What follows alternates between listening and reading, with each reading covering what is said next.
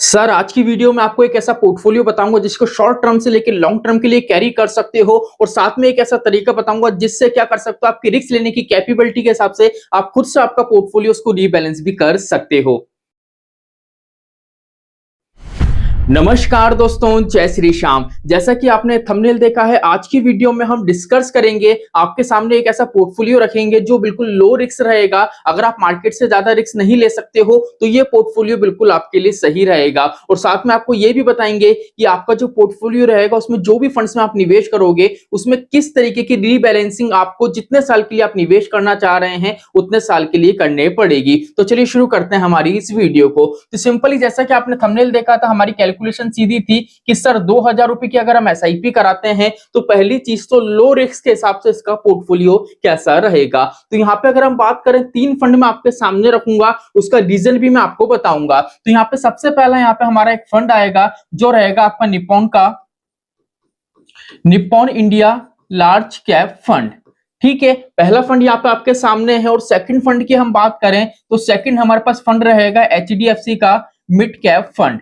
ठीक है, एक हमने लार्ज कैप फंड कैरी करा है, दूसरा हमने मिड कैप फंड कैरी करा है। अब तीसरे फंड की तरफ अगर हम जाएं तो सर कौन सा होगा, तो तीसरा फंड यहाँ पे आपका जो निकल के आएगा उसका नाम रहेगा ICICI large and mid cap fund. अब सर यहाँ पे जो 3 फंड कैरी करे हैं इसका रीजन क्या है, हम चाहते हो तो सर यहाँ पे फ्लेक्सी कैप कैरी कर सकते थे, मल्टी कैप कैरी कर सकते थे, स्मॉल कैप ले सकते थे, लेकिन आपने ये 3 फंड क्यों लिए? तो उसका रीजन सीधे तौर पे सुन लो। यहाँ पे हमारी रिस्क लेने की कैपेबिलिटी क्या है? लो, कम से कम रिस्क हम ले रहे हैं। और बात करें इंडिया के अंदर एक इंडेक्स है निफ्टी 50 की बात करें तो इंडिया की जो सबसे ज्यादा स्टेबल्स कंपनी है, जो बड़ी कंपनियां हैं, सारी ही कंपनी इस इंडेक्स के अंदर आती हैं। और इस इंडेक्स में अगर आपको निवेश करना है तो सीधी सी बात है, आपको लार्ज कैप फंड में निवेश करना पड़ेगा, जिसमें क्या होगा, जितनी बड़ी कंपनी होगी उतनी ही आपको स्टेबिलिटी दिलाएगी। लेकिन इस चीज का विशेष ध्यान रखना, अगर आप चाह रहे हो कि सर मैं लार्ज कैप फंड में निवेश करूं तो नॉर्मल सी बात है, ये फंड स्मॉल कैप जैसा रिटर्न आपको बना के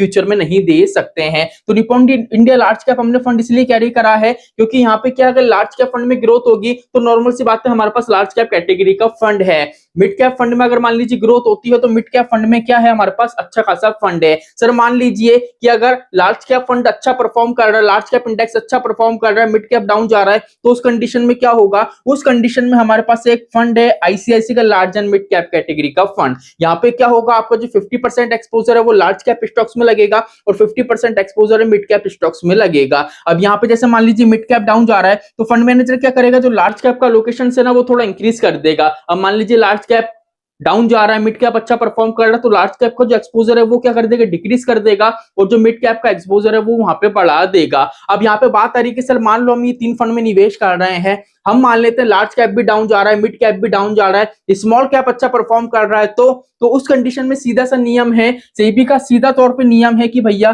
कोई भी निवेशक अगर वो लार्ज कैप में निवेश करे, मिड कैप में निवेश करे या स्मॉल कैप में निवेश करे, तो उसका सीधा तौर पे यही है कि उसका 65% पैसा है ना वो तो उसी कैटेगरी में निवेश होना चाहिए जिसमें वो कर रहा है। जैसे आपने यहाँ पे करा एचडीएफसी मिड कैप में, तो 65% पैसा आपका एचडी मिड कैप जो स्टॉक्स होते हैं वहां पे होगा, बाकी का 35% लार्ज कैप स्टॉक्स में, और जो स्मॉल कैप स्टॉक्स है वहां पे पैसा निवेश होगा। मतलब ये 3 फंड्स के अंदर अगर हम निवेश करते हैं तो यहाँ पे large cap, mid cap, small cap तीनों कैटेगरी हैं वो हमारी क्या होती है, तीनों कैटेगरी एक तरीके से वहां पे हमारा इन्वेस्टमेंट हो जाता है। अब सर यहाँ पे पोर्टफोलियो तो आपने बता दिया है, लेकिन सर ये बताइए कि यहाँ पे हमको अमाउंट कैसे रखना है। अब आपकी 2000 की एसआईपी है तो नॉर्मल सी बात है, यहाँ पे सीधे तौर पे आपको 1000 रुपए डालने हैं एचडीएफसी मिड कैप में और 500 डालने हैं आपको आईसीआईसी और निप्पॉन के अंदर। ये चीज क्लियर हो गई। अब यहाँ पे रीबैलेंस कैसे करना है, रीबैलेंस आपको ऐसे करना है, पहली चीज तो अमाउंट को चेक करना है। जैसे मान लीजिए कि आपका ये मिड कैप स्टॉक से मिड कैप का जो इंडेक्स है वो डाउन जा रहा है, तो नॉर्मल सी बात है आपको क्या करना है, इसकी अमाउंट एसआईपी अमाउंट है उसको डिक्रीज करना है। बाकी के आपके पास 2 फंड है, जैसे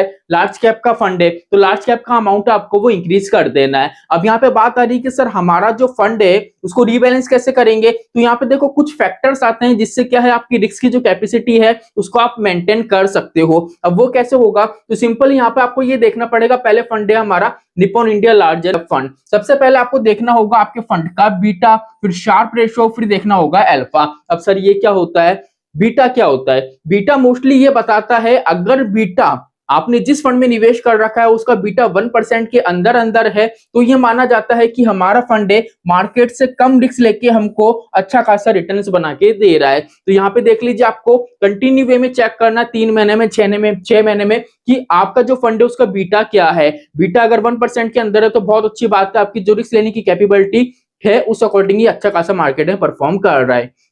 उसके बाद आता है Sharpe ratio. Sir Sharpe ratio क्या बताता है? शार्प रेशो, पहली चीज तो आपको ये ध्यान रखना है, आपका शार्प रेशो अगर 0.80 से लेके 2% के बीच का है तो आपका फंड अच्छा माना जाएगा। एक तरीके से ये देखो, 0.80 से लेके अगर ये 1.20 तक का है ना तो बहुत अच्छा माना जाएगा, और 1.20 से लेके 2% के आसपास का है तो यहाँ पे थोड़ा कम अच्छा माना जाएगा, लेकिन आपका फंड अच्छा है। लेकिन सर ये शार्प रेशो होता क्या है? शार्प रेशो आपको ये बताता है, जैसे फॉर एग्जांपल मान लीजिए आज म्यूचुअल फंड में आपने 100 रुपए निवेश करे और 100 रुपए निवेश करे तो यहाँ पे क्या हुआ, आपको 1 यूनिट्स अलॉट हुआ। ठीक है, अब मान लेते हैं हमने जो 100 रुपए निवेश करे थे उस पर 20 रुपए का हमको रिटर्न मिला। तो यहाँ पे कहने का मतलब है हम जितना भी पैसा निवेश करेंगे per unit fund manager market से कितना रिस्क लेके हमको रिटर्न बना के दे रहा है। तो यहाँ पे 1 यूनिट पे मार्केट से जो रिस्क लिया गया है 20 रुपए का रिटर्न दिलाने के लिए, वो जो परसेंटेज होती है वो दिलाई जाती है शार्प रेशो, जो ये बताती है कि 1 यूनिट पे मार्केट से कितना रिस्क लिया जा रहा है। ये चीज समझ में आ गई? तो यहाँ पे क्या है, जितना ये कम होगा, ठीक है, 1% के आसपास जितना होगा ना उतना ही हमारा फंड अच्छा माना जाएगा। एक तरीके से कम रिस्क लेके हमको रिटर्न्स बना के दे रहा है। अब सर यहाँ पे अल्फा क्या है? अल्फा क्या होता है? पहली चीज तो ये एक्टिव फंड्स में आपको देखने को मिलता है। अल्फा ये बताता है कि भैया कोई भी फंड है ना अपने बेंचमार्क से कितना ज्यादा रिटर्न दे रहा है। जैसे मान लीजिए हमने बात करी निप्पॉन इंडिया लार्ज कैप, तो नॉर्मल सी बात है, लार्ज कैप का एक इंडेक्स है निफ्टी 50 का जिसमें हमारा पैसा इन्वेस्ट हो रहा है। तो यहाँ पे ये देखा जाएगा, जैसे मान लेते फॉर एग्जाम्पल आपका फंड है ना आपको 15% का रिटर्न बना के दे रहा है फॉर एग्जांपल, ठीक है, और मान लेते हैं ये जो फंड है इसकी जो कैटेगरी है, इसका जो इंडेक्स है, मान लेते हैं इसका इंडेक्स का रिटर्न है 10% का।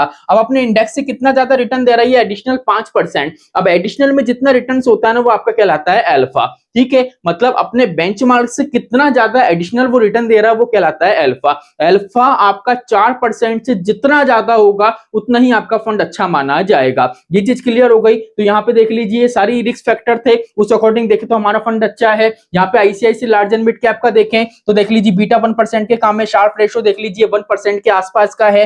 अल्फा की बात करें तो काफी अच्छा है। अब यहाँ पे आप बोलोगे कि सर आपने बोला था 0.80 से लेके 1.20 तक हो तो काफी अच्छा माना जाएगा, लेकिन 1.22 है। तो यहाँ पे आपको ये देखना है ये मार्केट से रिस्क ज्यादा ले रहा है, लेकिन उसके बाद देखें तो मैंने बताया था अल्फा 4% से ज्यादा, तो यहाँ पे अल्फा देखो 7% के आसपास का है, मतलब अपने बेंचमार्क को काफी अच्छी तरीके से बीट कर रहा है। तो नॉर्मल सी बात है, फंड अच्छा है, मार्केट से थोड़ा रिस्क ले रहा है, लेकिन यहाँ पे ग्रोथ भी यहाँ पे देखने को मिल रही है, ये हमको अच्छा खासा कॉर्पस भी क्रिएट करके दे रहा है। चलिए एचडीएफसी मिड कैप की बात करें तो देख लीजिए यहाँ पे बीटा कम है, शार्प रेशो भी देख लीजिए कम है। अब यहाँ पे शार्प रेशो थोड़ा और हमको ज्यादा देखने को मिला है। वो ऐसा क्यों देखने को मिला है? इसलिए देखने को मिला है क्योंकि क्या होता है अभी करंट टाइम में अगर 2025 की हम बात करें ना तो सबसे अच्छा जो जिस इंडेक्स ने परफॉर्म करा है वो निफ्टी 50, उसके बाद जो सबसे कम परफॉर्म करा है वो करा है मिड कैप ने, और जो नेगेटिव परफॉर्म करा है वो स्मॉल कैप ने। तो यहाँ पे अगर हम बात करें तो मिड कैप कैटेगरी का जो इंडेक्स है इसका अभी के टाइम में देखें तो वैल्यूएशन भी काफी ज्यादा हाई है,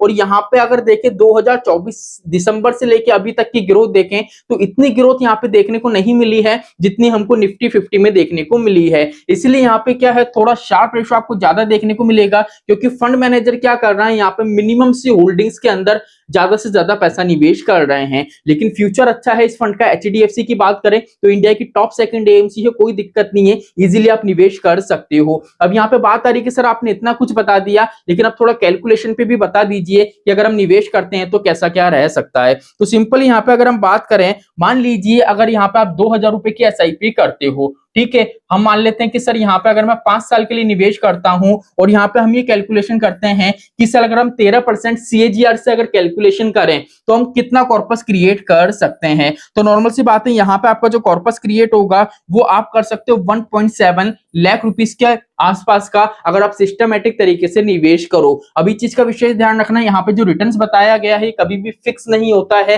मार्केट के उतार और चढ़ाव के हिसाब से ये कम और ज्यादा होता रहता है। लेकिन इस चीज का विशेष ध्यान रखना, हमारी रिस्क लेने की कैपेबिलिटी लो है और लो रिस्क लेने की कैपेबिलिटी के अकॉर्डिंग हम देखें तो हमने कम से कम रेट ऑफ इंटरेस्ट पे यहाँ पे कैलकुलेशन करी है। अब मान लीजिए सर अगर ये 2000 की एसआईपी है, इसको 5 की जगह अगर मैं 10 साल तक चलाऊं, ठीक है, और 13% सीएजीआर से कैलकुलेशन करें तो यहाँ पे फ्यूचर में जो ऑलमोस्ट आपका कॉर्पस क्रिएट हो सकता है वो 4.90 लाख रुपीस के आसपास का हो सकता है। अब मान लीजिए सर हमारा जो इन्वेस्टमेंट है अगर मैं इसको 20 साल तक चलाना चाहूं, मतलब 2000 की एसआईपी अगर मैं इसको 20 साल तक चलाना चाहता हूं तो सर यहाँ पे जो कैलकुलेशन होगी वो कैसे होगी, तो यहाँ पे भी जो हम रेट ऑफ इंटरेस्ट कैलकुलेशन करेंगे वो 13% से ही करेंगे, क्योंकि यहाँ पे हमने क्या करा है, हमने लो रिस्क के जो फंड्स हैं, जो लार्ज कैप और मिड कैप्स के फंड्स हैं उसमें निवेश कर रहे हैं, हमने अग्रेसिव इन्वेस्टमेंट नहीं करा है जो हम रेट ऑफ इंटरेस्ट थोड़ा इंक्रीज करें, इसलिए कम से कम रेट ऑफ इंटरेस्ट पे कैलकुलेशन करेंगे। उस तौर पे अगर हम देखें तो फ्यूचर में यहाँ पे आप